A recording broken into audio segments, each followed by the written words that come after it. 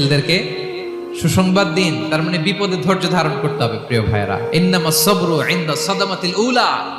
বিপদে আমরা অনেক সময় প্যানিক হয়ে যাই, অস্থির হয়ে যাই, কি করব, হতাশ।